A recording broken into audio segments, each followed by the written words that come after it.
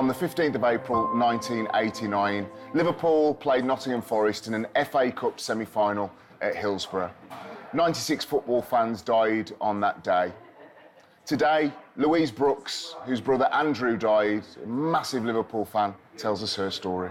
I'm delighted to be joined by a woman that's campaigned for justice for 29 years now. I wish it wasn't under these circumstances, and I wish we'd have met in another life. We're very similar. We both like to yak, we both like to chat. We recently marked 29 years since the Hillsborough disaster. Your brother Andy died at Hillsborough. So Andy always stood on the Kop. Always stood on the Kop, and it was always, so let's say the football pitch is in front of us now, it was always to the right. Exactly where, that's how my dad knew when it all came on the TV that Andrew was where all the crushing was, and my dad knew instantly. When did you get the first inkling that something wasn't right? Well, my dad came to pick me up from work at 4 o'clock. As soon as I got out of work, my dad said, "Come on, hurry up." He said, "There's trouble at Hillsborough." And I said, "What's Hillsborough?" I didn't really believe that Andrew, at the time, you know, was in any trouble. We're in mid-afternoon. Yeah. It's playing out on television. Live, yeah. And, like I say, the difference between then and now, and again, as a football fan, is that I would have been same age as you. Yeah. And whether that be in Cannock, where I'm from, just down the road, it would have been on in the televisions in Radio Rentals television store, or getting back home, is that you're aware of something bad is happening. Well, everybody who knew us, I mean, don't forget, we didn't have mobile phones in those days. Landline was ringing off the hook, basically. I answered the phone, and it was Julie. My brother went with two brothers, Steve and John, and then with another two lads, Mark, Spike, and a guy called Pete. And it was Julie, John and Steve's sister, and she went, "Are you Lou?" She said, "It's Julie." She said, "John's just phoned and said Dexy's OK," because Andrew's nickname was Dexy after Dexy's Midnight Runners. "But it's pandemonium, and Dexy can't get to her phone, so they've asked me to pass the message on." So was that pure relief for you, your dad, your mum? He's safe, Andrew's safe. Walked in the lounge, told my mum and dad. We all hugged each other, and my dad said, "Thank the Lord for that." 10 minutes later, the phone rang again. So I go to answer the phone again, and it was John. And he said, "Are you Lou?" And I said, "All right." He said, "Dexy's missing." And I went, "You what?" I said, "Well, Julie's just phoned me. He's with you." She went, "No, he's missing. We can't find him. But don't worry, because he could be helping someone. He could be in shock walking the streets. You know, don't worry." So I had to go back into the lounge, and I had to tell them, and my dad then was like... And it was more like my dad's face, and I saw a look... Oh, sorry, I'm going to cry. No, come on. You're all right. Come on. Sorry, I just get upset over my dad. I saw the look on my dad's face, and my dad's face was... Because my dad knew, you see, and I really believe that when I went in and told him that he was OK, I think my dad thought, "Oh, God, well, I was obviously wrong." And then it was my dad's face, and I saw my dad, and my dad said, "Right." And then my brother's best friend, one of my brother's best friends, Rob, said to me, phoned up and said, "We're coming round." And then we left then. We left Bromsgrove at 8 o'clock. Mum said, "I'm going to Sheffield, I've got to find him." And we drove up to Sheffield.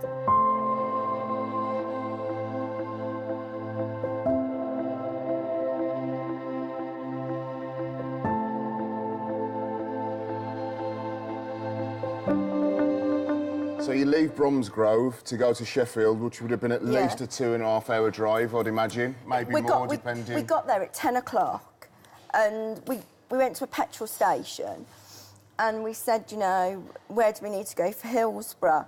And they said, "Oh, you need to go to the hospital." And we said, "Well, where?" "Oh, try the Northern General first."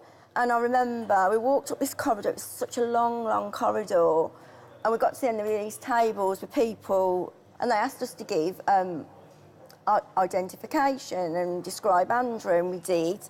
And they go, "No, got nobody here. Try the Alumshire, or there's a boys' club." We ended up going to the boys' club. The only way I can describe that place is hell on earth, literally hell on earth. There was this room, there were other people in there, like families, I imagine survivors. And every so often, this police officer would stand on a chair and go, anybody recognise this jumper? Anybody recognise these trainers? Anybody recognise this scarf?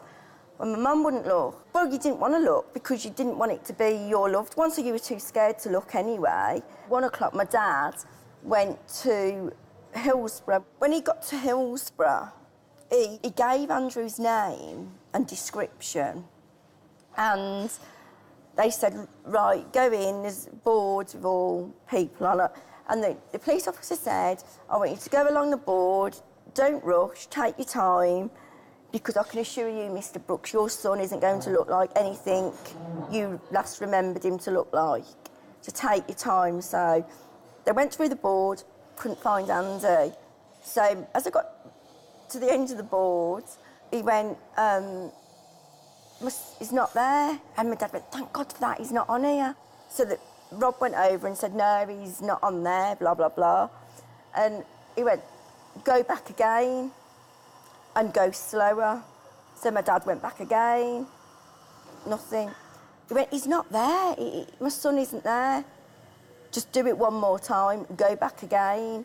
And my dad said there were people on that board, you couldn't work out whether they were female or male. They were unrecognisable. And so they went back the third time, still nothing. And then about 6 steps away, there was a desk in a corner and there was another policeman sat. And this police officer had gone through the board with my dad, went over, about 6 foot steps to this and going, oh yeah, he was identified at 5 to 11. They made my dad go through that board 3 times. Andrew was one of the most photographed people that day. He was on virtually every bit of footage, every photo. How did you feel when you knew? I was just stood there and I go, he's not dead, he's not dead. Andrew wouldn't die on me, you know. He's my big brother, he's not going to die on me. When Andrew died, I was angry with Andrew for years. Well, why didn't you survive, Andrew? Oh, well, I know why, because Andrew being Andrew, he'd have gone, oh, after you go through the gate first, you know, you get rescued first. So I always blamed Andrew. Why did, and I don't mean this against survivors, but if they survived, why didn't Andrew survive?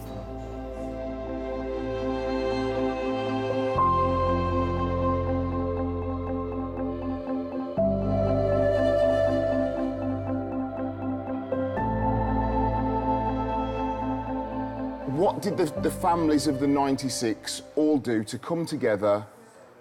Why? And what was the aim? Well, we knew that what was said about them was lies. We knew. What was said about them? Well, Just give... They were drunk, they were ticketless, and they were fighting, and they'd kicked down a gate. Well, the gate was a sliding gate, what you can't kick down anyway. But what was that 26, 27-year period like for you and the other families? Was it just, we've got to go for however long it goes for? And what is the end game? What is the hope? We always said we were never giving up. And we were never giving up. We knew they didn't die accidentally. We knew that the truth wasn't told. We knew that, and we just fought and fought and fought. And I've got to say about the Hillsborough families, don't forget we're 96 different families from all different backgrounds. And not just from Liverpool, from, I mean, you're Midland, there's people from all over the place. Well, let's just make this clear, Stan. Out of the 96 who died, 41 of them were not from Liverpool and were not from Merseyside. Hillsborough is a national disaster.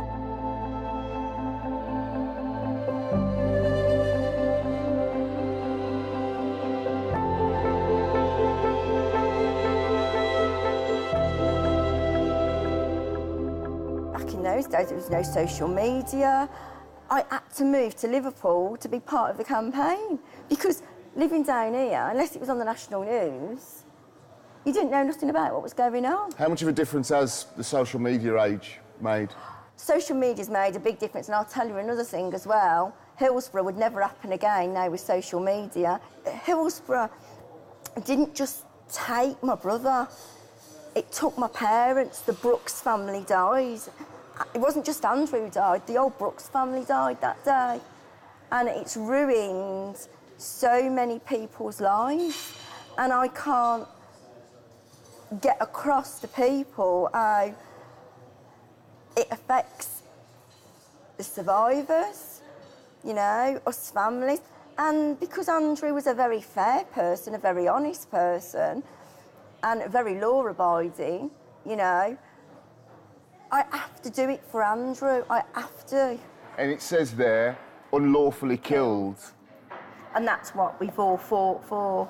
That's what we've all fought for 26 years. Show us the freedom of the city of Liverpool. That's his medal. He'd be so proud of that.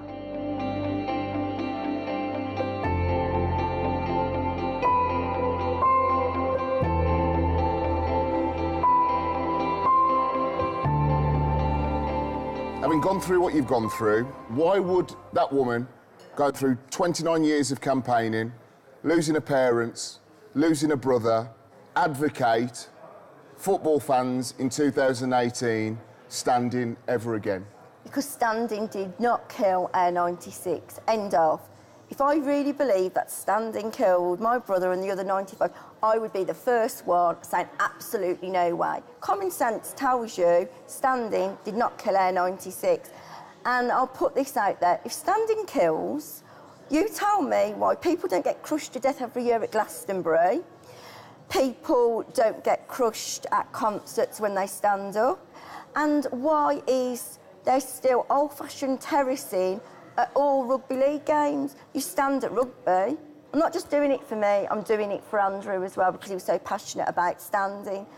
And I will do everything in my power to make sure every football fan who wants to stand is able to stand. Because of the conversations and discussions you've had with some other families that say never, never, never, would Liverpool Football Club ever go there again? I think they'll be the last ones to do it, but I think they will have to do it in the end. When every other football club does it, they will have to do it. And I just hope that they can put emotion aside, look at the facts, use your common sense, and see that standing did not kill anybody. Louise Brooks, thank you so much for joining me on the Stan Collymore Show. Give me a big hug. Thank you very much for inviting me.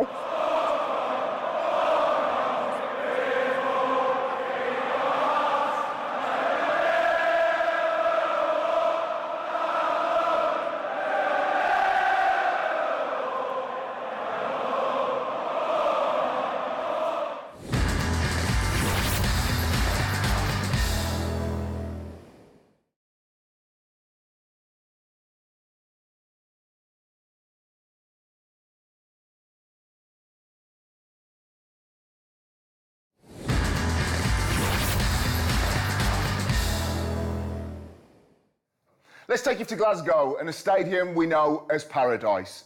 The Spirit of Shankly Supporters Club from Liverpool went to Celtic Park to see how safe standing works. We sent sports journalist Liam O'Hare to look in depth.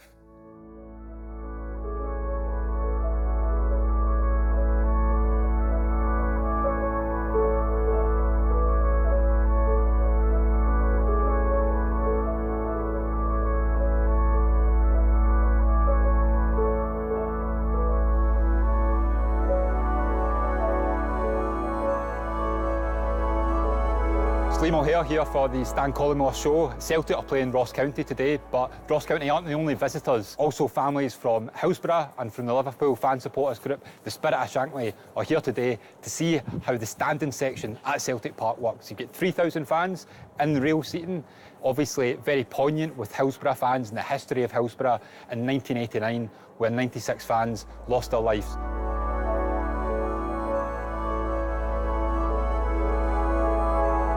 I think for us it's to understand a bit better what rail seating is. You know, it's something that's being proposed for fans who stand in seated areas currently, about whether it's an alternative, and Celtic have introduced that.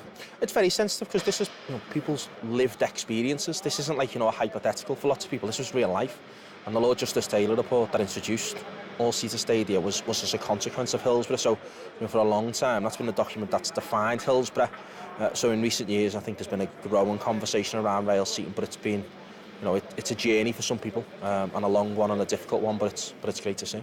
I genuinely am pleased that people felt comfortable and able to come and share this experience with us and talk about their views and feelings, and it's hopefully it's helped some people. And what is the kind of relevance with Celtic as well? Obviously we know Celtic and Liverpool come from both working class cities, similar clubs in many senses, and Celtic were also, I believe, the first team to play Liverpool after Hillsborough as well. Is there a special resonance with Celtic and Liverpool? There's a very strong bond between ourselves and Celtic. They've been great to us as fans. Some people are here who came up and presented banners and stuff like that alongside with Celtic fans. So I think there's a closeness there, and I think when we as fans look at it, we think, of someone who has rail seat section, it's clear we can look at this and say, right, this is someone who's maybe a bit like us, or who might support like us. So it's good to see.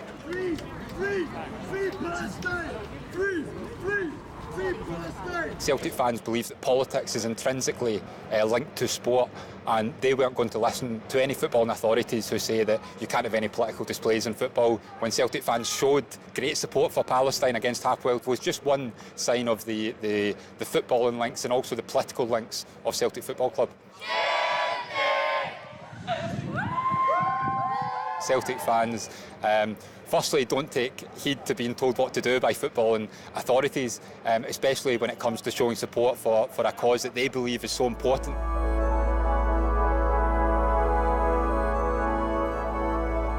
My name's David Hughes. My father, Eric Hughes, died at Hillsborough. We've been looking at coming up here to look at the rail, the safe standing section, because fans and plenty of clubs in England want brought into their grounds.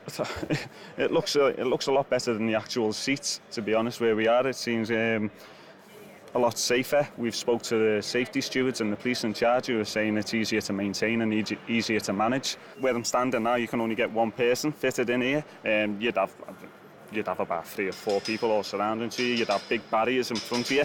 Primarily in this section, on the old terraces, you'd get swung forward until the crush barrier would stop you.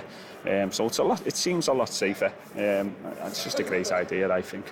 Is there still a debate going on amongst Liverpool fans, amongst Hillsborough families in particular, about the benefits of this? Yeah, there's a massive debate. I think people need to see it for themselves so they can make a judgment on it. But there's obviously, it's a sensitive issue with a lot of families. People don't want it to come back, and you can totally understand why. Some people went to a match and they didn't come back, which is totally wrong. But this is 30 years later nearly now, and obviously the improvements are here to be seen.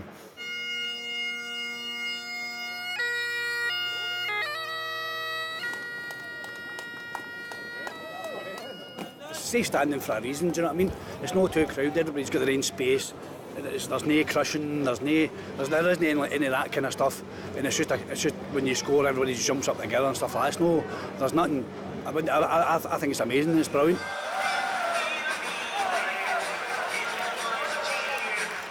I'm up the back of the section, and the atmosphere it brings to Champions League nights and even league games, it's just brilliant. Looks electric, like the atmosphere seems brilliant. Are you going to be down the front giving it? Well, hopefully. Brilliant.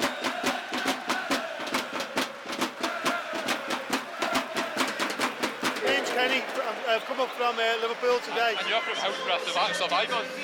Yes, there's 30 of us come to travel up this morning just to see this new rail standing. To see it would be a good alternative, and what I've seen, I'm impressed, and I think, to be honest with you, I think it's the future. There's not many people want to stand up at the game. I think, you should have the choice. The ones who don't want to sit, this is ideal, and it increases the atmosphere of the game, but that isn't the most important thing. Safety is the most important thing, and it's safer than the system we have now. I think everyone who's come on our coach today, and some of them are sceptical about, they've all decided that this is the future for what we want. Any fan who would come and see this, they would want it.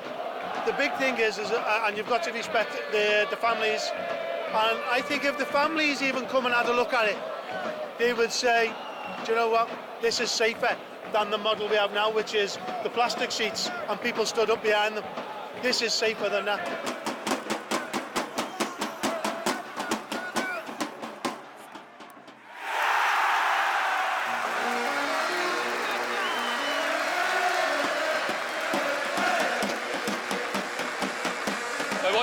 of it now. Stadium's full. How's it feel? Sounds good, doesn't it? It's loud.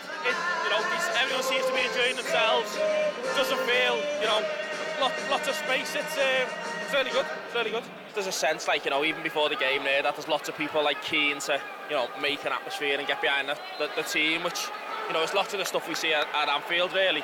It's really good. No, I'm looking forward to seeing what it's like during the game. And there's a few years dotted about here, is there? 6 or 7? Yeah, there's some up the back as well, there's some in the seats, so... Struggling to get tickets so for this section? Yeah, it's popular, isn't it? There's clearly a big demand, so no, it's good to see.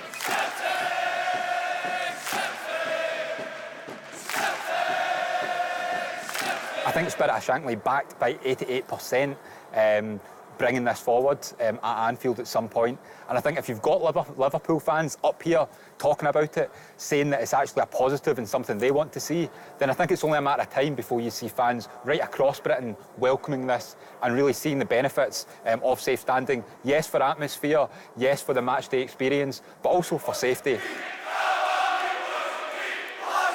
What this visit up today to Glasgow could lead to is a real sea change across British football, that we could see a return almost 30 years after Hillsborough to safe standing in British football once again. Since our filming at Celtic, the movement advocating safe standing is finding traction in the UK, with a petition gaining 50,000 signatures in 3 days asking for a parliamentary debate on the matter. West Bromwich Albion recently had a proposal to implement safe standing rejected by the government, as British authorities refused to entertain the idea in principle. Sports Minister Tracy Crouch has said there are no plans to change the all-seater policy at English football stadiums.